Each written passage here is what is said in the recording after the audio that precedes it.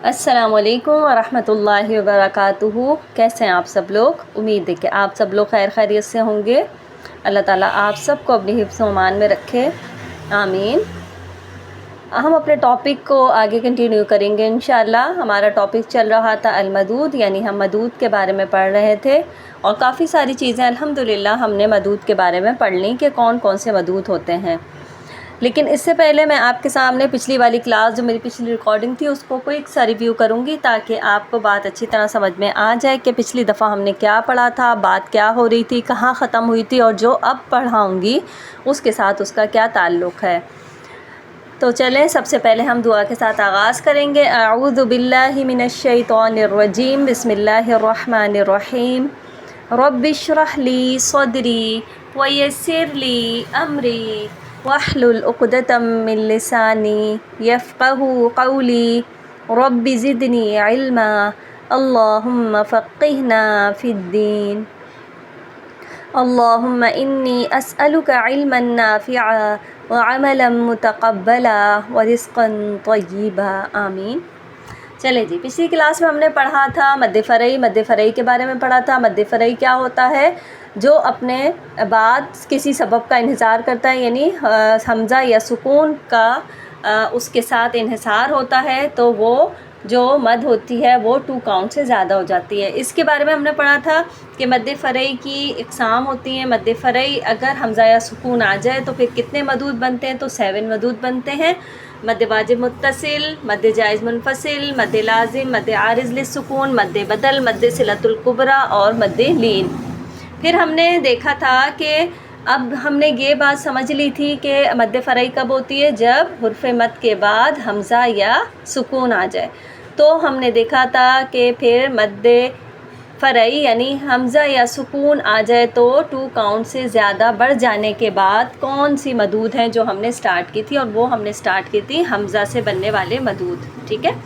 تو آج انشاءاللہ ہم اسی کو کنٹینیو کریں گے۔ تو ہم سٹارٹ کریں گے، بسم اللہ الرحمن الرحیم۔ حمزہ کی وجہ سے بننے والے مدود، یعنی کہ اگر حرف مد کے بعد حمزہ آ جائے تو پھر کتنی مدود بنتی ہیں؟ تو وہ 4 مدود بنتی ہیں۔ مد واجب متصل، مد جائز منفصل، مد صلۃ الکبریٰ اور مد بدل۔ مد بدل کو ہم اپنی پچھلی والی ریکارڈنگ میں آپ کو پڑھا چکی ہوں، اپنی پچھلی کلاس میں نے آپ کو بتا دیا تھا، اور اگر یاد ہے تو اچھی بات ہے، نہیں یاد تو کوئی مسئلہ نہیں ہے، آپ پیچھے والی میری ریکارڈنگ سنیے، پیچھے والی ریکارڈنگ اور دیکھیے، سنیے، اور پھر دیکھ لیجئے کہ مد بدل کیا ہوتا ہے۔ تو الحمدللہ ہم نے مد بدل کے بارے میں پڑھ لیا۔ آج ہم پڑھیں گے مد واجب متصل، ٹھیک ہے؟ تو ہم دیکھتے ہیں مد واجب متصل کو کہ مد واجب متصل کیا ہوتی ہے۔ مد واجب متصل وہ مد ہے جس میں کوئی مد حرف، یعنی کوئی بھی حرف مد ہو، اس کے بعد کیا آ جائے؟ حرف مد یعنی الف، واو اور یا آئے، یعنی آپ کو پتہ ہے کہ الف، واو اور یا حرف مد ہوتے ہیں۔ اس کے فوراً بعد کیا آ جائے؟ حمزہ آ جائے، ٹھیک ہے؟ یعنی کہ حرف مد کے فوراً بعد کیا آ جائے؟ حمزہ آ جائے۔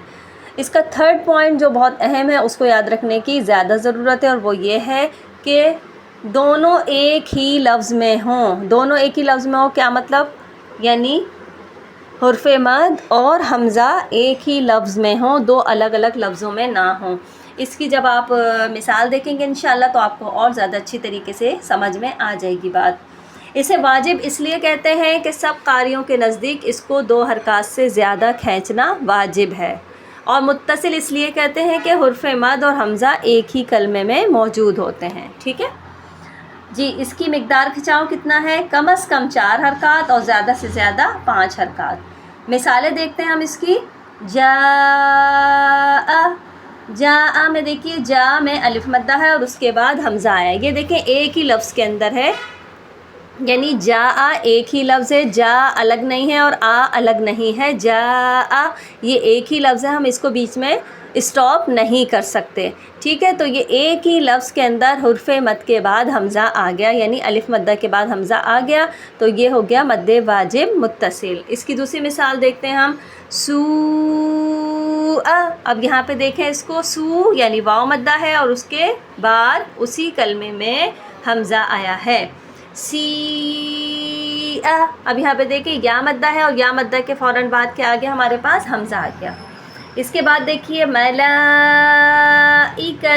اب یہاں پہ دیکھیں ملائی، اب یہاں پہ دیکھیں لام الف زبر لا یعنی کہ الف مدہ بن گیا، اور الف مدہ کے فوراً بعد کیا آ گیا؟ حمزہ آ گیا، اس لیے یہاں پر یہ مد واجب متصل ہے۔ اور دیکھیں یہ ایک ہی لفظ میں، ایک ہی کلمے میں موجود ہے، ٹھیک ہے، تو یہ مد واجب متصل ہے۔ اس کا خلاصہ دیکھتے ہیں ہم، مد واجب متصل پلس حرف مد اور حمزہ ایک ہی کلمے میں، ٹھیک ہے، یہ ہو گیا ہمارا اس کا خلاصہ۔ اب اس کا جو کھچاؤ ہے یہ کتنا ہے؟ 4 to 5 کاؤنٹ، ٹھیک ہے، 4 سے 5 حرکات۔ اب ہم دیکھیں گے مد جائز منفصل کو۔ مد جائز منفصل کیا ہوتی ہے؟ مد جائز منفصل وہ مد ہے جس میں کوئی مد حرف یعنی حرف مد الف واو اور یا آ جائے اور اس کے بعد حمزہ آ جائے۔ اب یہاں پر بھی وہی بات ہے جو پہلے ہم نے پڑھی تھی، یعنی یہ 2 پوائنٹ تو سیم ہیں، ٹھیک ہے۔ اب 3rd پوائنٹ اس کا دیکھیں گے جو کہ تھوڑا ڈفرینٹ اور وہ یاد رکھنے کی ضرورت ہے، وہ کیا ہے؟ لیکن دونوں الگ الگ لفظوں میں ہوں، یعنی جاء تو ایک ہی لفظ تھا، ٹھیک ہے، اور اس میں کیا تھا؟ حرف مد کے بعد حمزہ آ گیا تھا۔ اب یہاں پر کیا ہے؟ حرف مد کے بعد حمزہ تو آئے گا لیکن دوسرے کلمے میں، ٹھیک ہے۔ اسے جائز اس لیے کہتے ہیں کہ اس کو چھوٹا یعنی 2 حرکت بھی پڑھ سکتے ہیں، یا بڑا 4 یا 5 یا 4 اور 5 حرکات کے برابر بھی کھینچ سکتے ہیں، دونوں طرح سے کھینچنا کیا ہے؟ جائز ہے۔ منفصل اس لیے کہتے ہیں کہ کیونکہ حرف مد اور حمزہ 2 الگ الگ لفظوں میں ہے، ایک ہی لفظ میں نہیں ہے، ٹھیک ہے۔ اس کی مقدار کھچاؤ کتنا ہے؟ قصر ہے یعنی 2 حرکات بھی ہے، اور طول یعنی بڑا یعنی 4 to 5 کاؤنٹ بھی ہے۔ اکثر قراء کے نزدیک یہ 4 to 5 ہی پڑھا جاتا ہے۔ اس کی مثالیں دیکھ لیتے ہیں، اس سے زیادہ بات سمجھ میں آئے گی۔ فی انفسکم، اب یہاں پہ دیکھیں فی یعنی کہ یا مدہ الگ لفظ میں ہے اور انفسکم الگ لفظ میں ہے۔ اب یہاں پر بھی حرف مد کے بعد حمزہ تو آیا لیکن دوسرے کلمے میں، ٹھیک ہے۔ آگے دیکھیں بیما انزل، اب یہاں پہ دیکھیں ما، اب یہاں پہ دیکھیں الف مدہ ہے، الف مدہ کے فوراً بعد کیا ہے؟ دوسرے کلمے میں، اب اسی کلمے میں نہیں ہے بلکہ دوسرے کلمے میں ہے، تو یہ کیا ہوا؟ مد جائز منفصل۔ تیسرا ایک اور دیکھتے ہیں، قالو ان، اب دیکھیں قالو واو مدہ آ گیا ایک کلمے میں اور انا دوسرے کلمے میں آ گیا، تو یہ ہو گیا مد جائز منفصل۔ اب دونوں میں فرق کیا ہے؟ دونوں میں فرق صرف یہ ہے کہ ایک میں حرف مد کے فوراً بعد حمزہ آیا تھا، وہ اسی کلمے میں تھا، دوسرے میں حرف مد کے بعد حمزہ تو آیا لیکن دوسرے کلمے میں، ٹھیک ہے، تو یہ اس کا فرق تھا۔ اس کے بعد ہم اپنی تیسری مد دیکھتے ہیں، مد صلۃ الکبریٰ۔ مد صلۃ الکبریٰ کیا ہے؟ مد صلۃ الکبریٰ اس وقت واقع ہوتی ہے جب کسی لفظ کے آخر میں ہا ضمیر ہو اور ہی ہو، اس پر ضمہ یعنی کہ پیش، کسرہ یعنی کہ زیر ہو، ٹھیک ہے، اس کے بعد آنے والا لفظ کا پہلا حرف حمزہ ہو، ٹھیک ہے۔ یہ بات آپ کو سمجھ میں آ رہی ہوگی، اور اگر نہیں تو ابھی ہم اس کی مثالیں دیکھیں گے، انشاءاللہ اس سے سمجھ میں آ جائے گا۔ جی، تو اس ہا کے ساتھ ایک واو یا صلہ لگایا جاتا ہے۔ یہ عموماً ہمارے جو ہمارا مصحف عثمانی ہوتا ہے، یعنی جو عربی مصحف ہوتا ہے اس کے اندر اس طرح سے ہوتا ہے۔ عموماً ہمارے پاکستانی قرآن میں یا اور واو نہیں لگایا جاتا، بلکہ ہمارے پاس جو لگا ہوتا ہے وہ ہوتا ہے ہا کھڑی زیر ہی اور ہا الٹا پیش ہو کے ساتھ، یہ ہمارے پاس آتی ہے ہمارے پاکستانی قرآن میں، ٹھیک ہے۔ تو اس کو ابھی میں انشاءاللہ بھی جب میں اس کی مثالیں پڑھاؤں گی تو وہ ڈیفائن کر دوں گی۔ اس کو کبریٰ بڑا اس لیے کہا جاتا ہے کہ یہاں حمزہ آنے کی وجہ سے مد کو 4 یا 5 حرکات تک کھینچا جاتا ہے۔ اس کا مقدار کھچاؤ کتنا ہے؟ لازمی طور پر 4 یا 5 حرکات تک ہی اس کو کھینچا جائے گا۔ اس کی مثالیں اب ہم دیکھ لیتے ہیں۔ انہو انزلہ، اب یہاں پہ دیکھیں انہو انزلہ، یہاں پہ دیکھیں ہا ضمیر کی ہے کیونکہ یہاں پر ہا کے ساتھ پیش نظر آ رہی ہے آپ کو اور ایک چھوٹا سا واو نظر آتا ہے۔ اکثر جو ہمارے پاس مصحف عثمانی یعنی جو عربی مصحف ہوتا ہے اس میں اسی طرح سے لکھا ہوتا ہے، اور وہ کس طرح ہوتا ہے کہ وہ ہا کے اوپر پیش ہوتا ہے اور پھر اس کے بعد چھوٹا سا واو یا چھوٹی سی یا لکھ دی جاتی ہے، ٹھیک ہے۔ تو ہم اس کو دیکھ رہے ہیں کہ یہاں پر ہمارے پاس جو جس فونٹ میں لکھا ہے وہ یہ ہے کہ یہاں پہ ہا کے ساتھ پیش ہے اور اس کے ساتھ واو چھوٹی سی بنی ہے، ٹھیک ہے۔ تو اس کا مطلب کیا ہوتا ہے؟ اس کا مطلب یہ ہے کہ یہاں پر واو مدہ ہے، کیونکہ یہاں پہ واو جو چھوٹی سی بنی ہوئی ہے، اس کا مطلب ہے کہ یہ بڑے واو کی طرح ہی پڑھا جاتا ہے۔ تو اگر یہ چھوٹا سا واو ہے تو اگر ہم اس کو واو ساکن لیتے ہیں اور اس سے پہلے ہا کے اوپر پیش ہے تو یہ ڈیفینیٹلی کیا بن جاتا ہے؟ واو مدہ، ٹھیک ہے۔ اور اگر ہم اپنے پاکستانی قرآن کے حساب سے دیکھیں تو اگر ہمارے پاس الٹا پیش کی صورت میں آئے گا، اگر یہ چھوٹا سا واو ہے تو وہاں پر الٹا پیش کی صورت میں ہوگا۔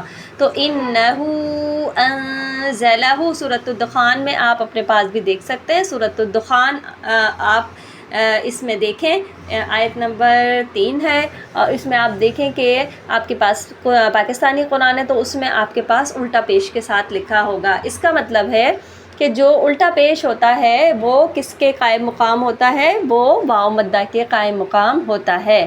تو اگر ہم دیکھیں یہاں پر تو واو مدہ اور اس کے بعد کیا آ گیا؟ اس کے بعد آ گیا ہمارے پاس حمزہ۔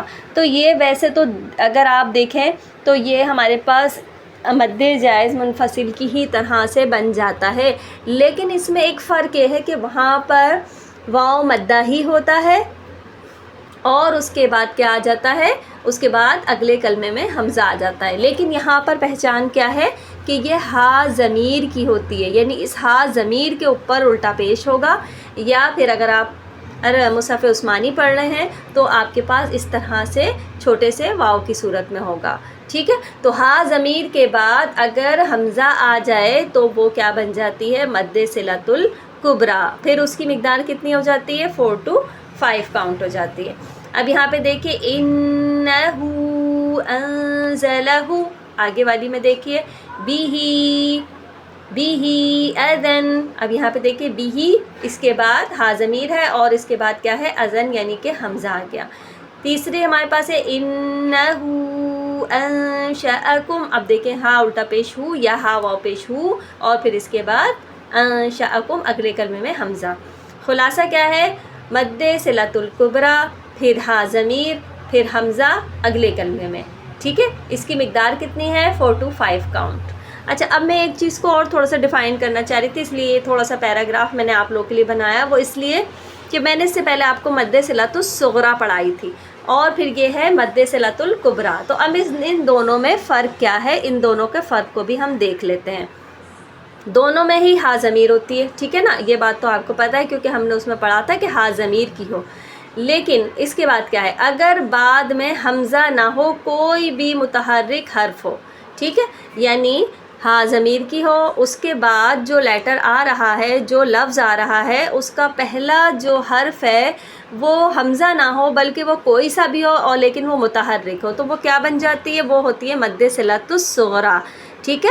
یعنی اگر ہا ضمیر کے بعد کوئی بھی متحرک لیٹر آ جائے حمزہ کے علاوہ تو وہاں مد صلۃ الصغریٰ ہوتی ہے، اور اس کی مقدار کتنی ہوتی ہے؟ اس کی مقدار ہم 2 کاؤنٹ والے چیپٹر میں پڑھ چکے ہیں۔ اس کے بعد آ جاتے ہیں مد صلۃ الکبریٰ میں، تو اگر ہا ضمیر کے بعد اگلے کلمے میں حمزہ ہو، ٹھیک ہے، حمزہ ہو تو کیا بن جاتی ہے؟ مد صلۃ الکبریٰ، اور اس کو پھر 4 to 5 کاؤنٹ تک کھینچ کر پڑھتے ہیں۔ تو مجھے امید ہے کہ آپ کو مد فرعی کی یہ جو بسبب حمزہ ہے وہ بہت اچھی طریقے سے سمجھ میں آ گیا ہوگا، یعنی کہ حمزہ کے سبب سے بننے والے جو مدود ہیں وہ 4 تھے اور وہ آپ کو بہت اچھے طریقے سے سمجھ میں آ گئے ہوں گے۔ آپ اس کو غور سے سنیے گا، دیکھیے گا انشاءاللہ اور پڑھیے گا، انشاءاللہ آپ لوگ کو سمجھ میں آ جائیں گے۔ نہیں آئے تو انشاءاللہ ریکارڈنگ کو بار بار سنیے گا، ورنہ آپ مجھ سے کویسچن بھی کر سکتے ہیں۔ السلام علیکم ورحمۃ اللہ وبرکاتہ۔